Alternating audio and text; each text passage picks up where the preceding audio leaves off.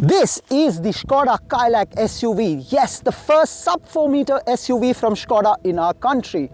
The Kylaq is entering an extremely competitive yet very lucrative space on the back of very big promises and claims that are bigger. Now, the Kylaq has the potential to be the best-selling SUV, best-selling model from Skoda, hands down. But the big question is, can it be one of the best-selling models in the segment? Segment has a whole lot of champion players, but Skoda is putting a whole lot of confidence behind this particular model. Where is all of that confidence coming from? You're watching HT Auto. I'm Shubhadeep Chakravarti and we are in very sunny Goa to test drive the all-new Skoda Kylaq SUV.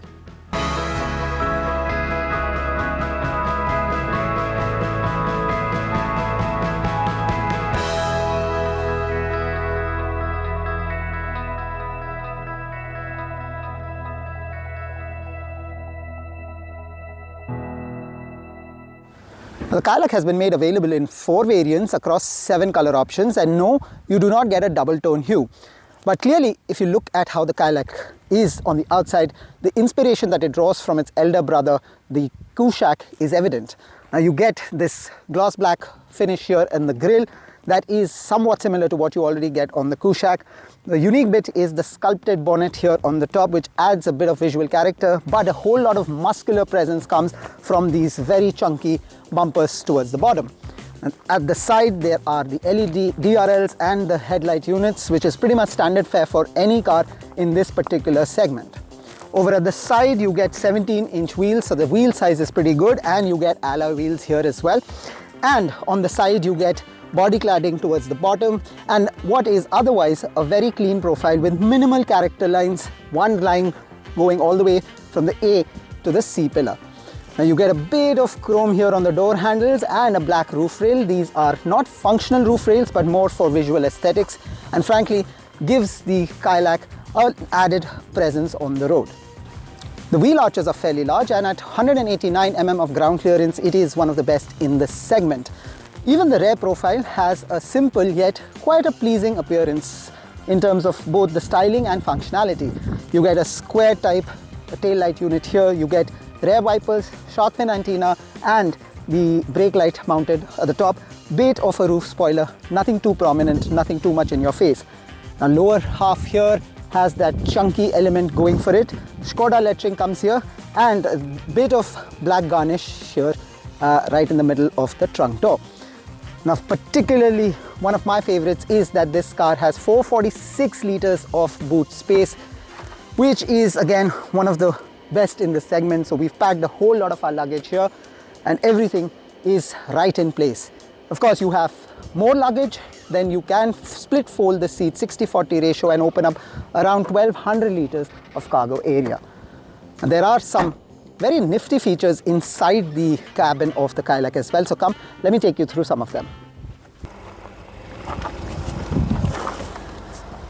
Now the cabin of the Kylaq isn't the most extravagant that we've seen in this segment, especially not if you're comparing it to what the Koreans have on offer in the market. And yet, the Kylaq still has one of the most feature-loaded cabin for any car from the Skoda camp. For example, the main infotainment screen is fairly large, and although it attracts a fair bit of glare, which is a bit of a negative, it is very easy, fairly easy to use, and the touch response is pretty good too. While we are still on this screen here, let me just show you the rear view camera. It gets just a rear view camera, there is no 360-degree view, but even the resolution here is frankly quite terrible, so Skoda could have equipped it with a better resolution camera. But overall it has support for wireless Android Auto, Apple CarPlay. Even some of the bigger rivals, especially from the Koreans, some of them at least, do not have wireless support. So on that count, this is pretty good. You have a whole lot of apps here via Apple CarPlay or Android Auto, which you can make use of. The music system is also fairly decent, but what is particularly impressing me is the quality of the air conditioning. It's really, really hot right now here in Goa, but the air conditioning, even at the lowest level, is doing a fairly good job. The controls for the air conditioning is located here. You've seen this on other Skoda models here, so nothing really radically new here. But right on top of it are the door lock buttons, the auto start stop button, the parking brakes, and my personal favorite, of course, is the seat ventilation button. Both the front seats get seat ventilation as well. Now moving to the side, you have a large all digital driver display too, which is very, very good. In fact, one of the best that the segment has on offer. You get a twin spoke steering wheel system with all the controls mounted on the top. Unfortunately, you do not have any ADAS functionality here, so you don't get any controls anywhere, including the steering wheel. The center console, fairly well laid out. You have some piano black finish, 2 Type-C charging points here, one 12-volt charging point, and of course standard fare for any car in this segment or segments above, you get wireless charging pad here as well. Now moving to the remaining part of the center console, you have 2 cup holders here. One of them has a smart grip, which means you can open the bottle without spilling any water. So that's a nifty little feature. Another nifty little feature is a section here for the keys of the vehicle, and there is some storage space under the armrest.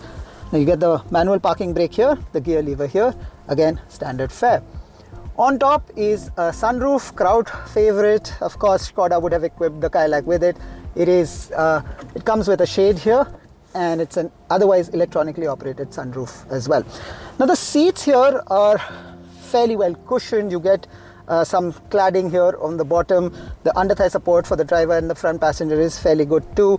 So overall, there is a decent back support, and these seats would or should be comfortable on long drives, long journeys. Storage space again here comes with a really big glove box here, complete with this nifty small little parcel tray. Perhaps you would want to keep your cards and the likes here, and there is more storage space on the doors as well. The Kylaq is one of the largest car in its segment, which includes a wheelbase which is quite sizable, which ideally should translate into a whole lot of room, especially for the backseat passengers. Knee room though is fine. The leg room is also fine. Feet space is a little constrained, and with this seat pulled quite a fair bit back, this is my driving position, I'm just about comfortable. It isn't again very, very generous by any stretch of the imagination, except for the under thigh support, which is great. 3 people, especially 3 adults, seated next to each other. This cabin is likely to be quite cramped, but 2 people here with a refreshment box that is here like this. Thank you Skoda for providing. It is extremely hot here. So 2 people with a refreshment bag should be quite comfortable, especially if you roll down this central armrest, which again comes with 2 cup holders. Now the standard fare here includes the rear AC vents, 2 more Type-C charging points. Unfortunately, the center console juts back quite a bit, which means it's eating into the foot space of the passenger who may be seated here in the middle. But on the positive side, once again, there are some clever nifty features. Once again, the back of the front seats are scooped. We've seen it in many models, not just from Skoda Cam, but from others as well. What is unique though is this section here where you can plant your smartphone and ensure that you don't lose it. The window size is pretty large too. The armrest here, well, on the side, it's a bit high, so the arm goes on an incline. On top, you have 2 switches for white LED lights. That is another clever practical feature. And here on the side, the grab handles come with coat hooks. Now, while the feature list and the space on offer on the inside may be par for the course, the starry highlight of the Kylaq is its drive capabilities. A 1-litre 3-cylinder turbo engine makes its way under the hood, capable of producing 114 bhp and a max torque of 178 Newton meters. Now, because it is a smaller and lighter car, what this essentially translates into a more spirited driving performance. In fact, the state of tune on this is significantly better than even on the Kushaq 1-litre turbo, and the car definitely has a young, youthful spirit around it. The automatic gearbox is fluid enough even when the pedal is being pushed to the literal metal. And while there is some degree of engine noise, the Kylaq gets a move along fairly well. The ride quality also shines pretty bright, especially for the 2 people at the front, although the slightly stiff suspension can make the driving dynamics a bit jittery for those seated at the back. Beyond the triple-digit mark and around the 3000 RPM, the Kylaq truly shines in terms of how stable it is. The steering has a nice weight to it, which further increases confidence. We pushed the car to its absolute limit, driving at about 120 kilometers per hour where the speed limit allowed us to do so, and the Kylaq really felt very reassuring. Overall, the driving dynamics of the Kylaq is its core inherent strength. It can be a very capable daily mover, and even on open highway stretches has more than enough to put a smile on your face. In a hot and happening Goa, this sure is a hot and happening sub 4 meter SUV. But can it really be the blockbuster in this segment? What works in the Kylaq's favor is a fairly excitable engine, the option to choose between a manual and an automatic transmission, a fairly spacious cabin, and a feature list that's, well, quite impressive for a Skoda.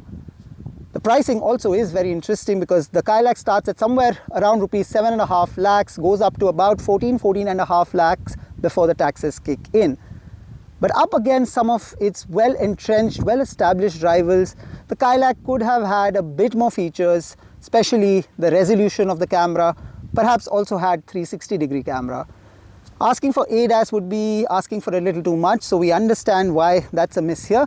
But something as small as giving dual tone color options could have further excited potential customers. But on its own, of course, the Kylaq is making a seriously good statement. It's a mature car and is likely to further intensify the competition in the segment. What you have to say about the Kylaq, what do you make of it? That is really the defining factor for any car, and for now, of course, for the Kylaq. What do you make of the Kylaq? Do let us know. What do you make of the video? Do also share your comments, your views. Give us a thumbs up if you liked this video, and of course follow us for more such interesting videos. In this episode though, that's all the time I have. Thank you for watching.